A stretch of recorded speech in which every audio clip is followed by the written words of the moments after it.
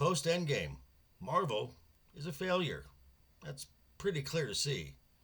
But does the blame go to Victoria Alonso and not Kevin Feige?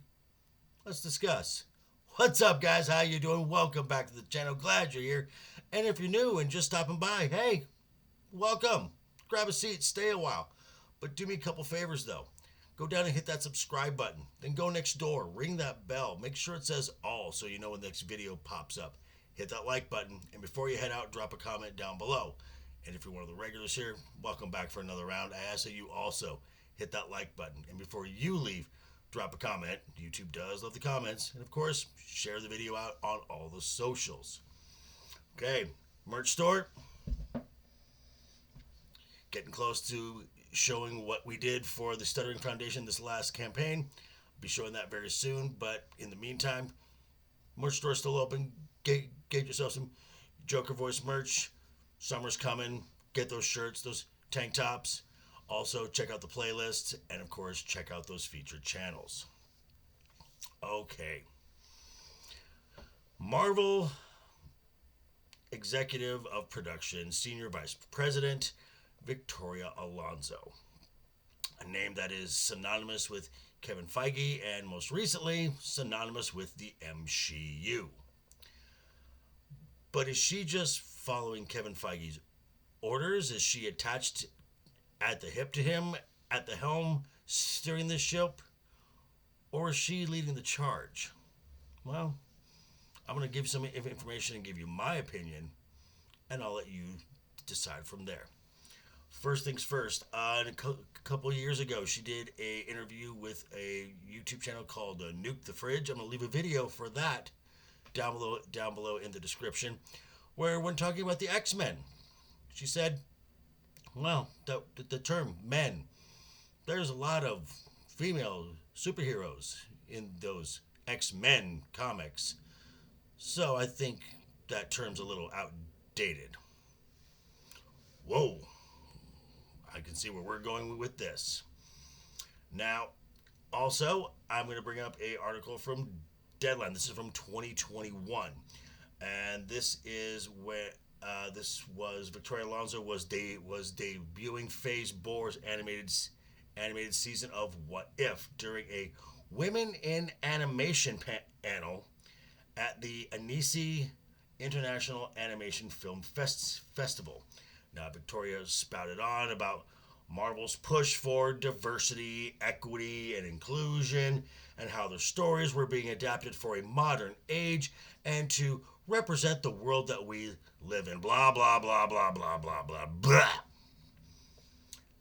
Then she starts flat out lying. And when saying that Marvel is leaving money on the table by not having representation. Let me bring up the article right here, and we'll go from this right here. And where she says, but truthfully, this is a business. And from a fiscal point of view, you are leaving money on the table by not representing. I think 51% of our audience is female. Not true. It's clearly shown that ticket sales, comic book sales, merchandise sales, and toy sales, that is overwhelmingly male. She also says 28% of our audience is Hispanic. Probably closer to the actual demographics of the United States.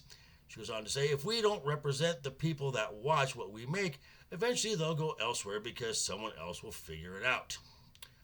Oh boy. Keep in mind, folks, Bob Iger acquired Lucasfilm and Marvel specifically to sell merch to boys. So, oh, wait, but there's more. Oh, this is wonderful. This makes me giggles here. We can only tell stories if we succeed and actually make money. So the idea being, if it makes money, why not make it? To me, it seemed like a very simple equation.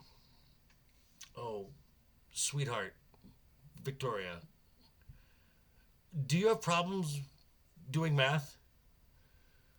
Because phase Phase Boar, 1 out of the 6 films from your studio turned a profit.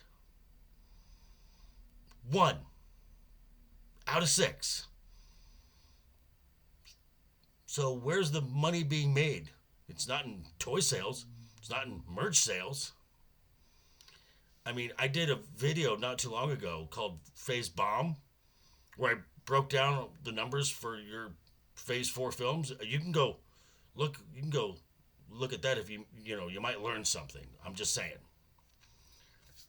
And finally, another thing that just really chaps my hide, and this was brought to light in a video by WDW Pro with guests Valiant Renegade and Lorena Creole. With another aspect of Victoria's ideology as it relates to making films is her notion of mantles. Mantle just being a name that is passed on from character to character due to external functions, due to external actors. For example, according to Victoria Alonso, Steve Rogers is not really Captain America. Captain America is a mantle because anyone can be Captain America. Case in point, Falcon and the Winter Soldier. At the start of the series, we have John the Walker, has a red, white, and blue costume and the shield, and he is the new Captain America.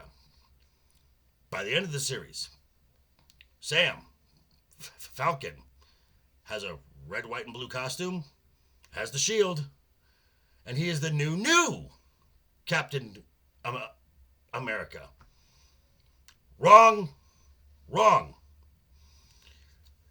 Captain America is not a shield and a red, white, and blue costume.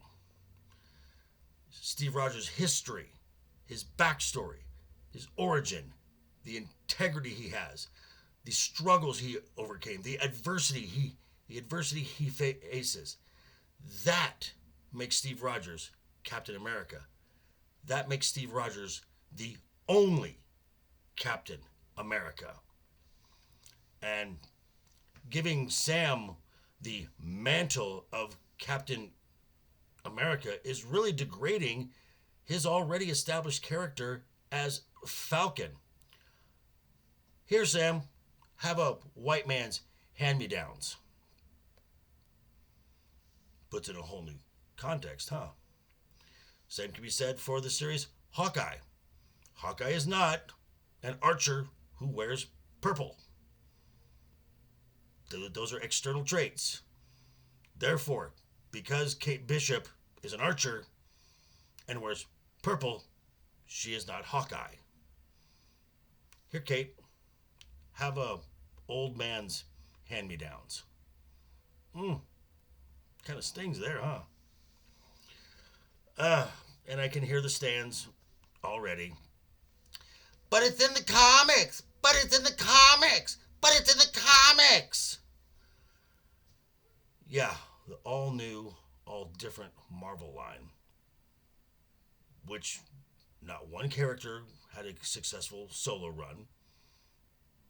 Falcon Cap did so well they had to bring Steve Rogers back from the dead. Kate Bishop couldn't hold her own solo line. She had to be put with teams to get any relevance. And this is what Phase Boar and going forward is based on. So, final thoughts on this whole thing.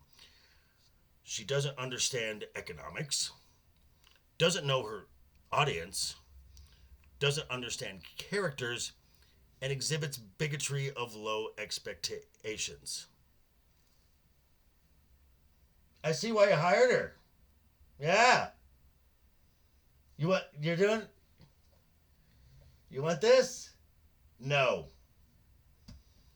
You putz. But anyway, these are just my thoughts. I'm going to turn it back over to you. Let me know what you think down below in the comments. And yeah, thanks for stopping by, folks. Thursday night, I will be on Roman of the Empire. We will be talking about the first 2 Alien films.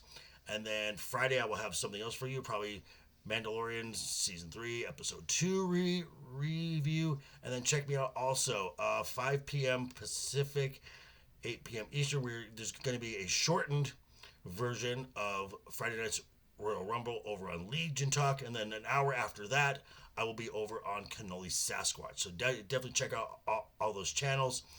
And thanks for stopping by, guys. And I will see you very soon. But before you leave, just remember, hit that subscribe button, ring that bell. If you liked the video, give it a thumbs up. If you didn't like the video, hey, thanks for sticking around this long. I appreciate that. And I will see you Thursday over on Roman of the Empire, and Friday right back here again. Until then, guys, have a great rest of your week. Always have fun.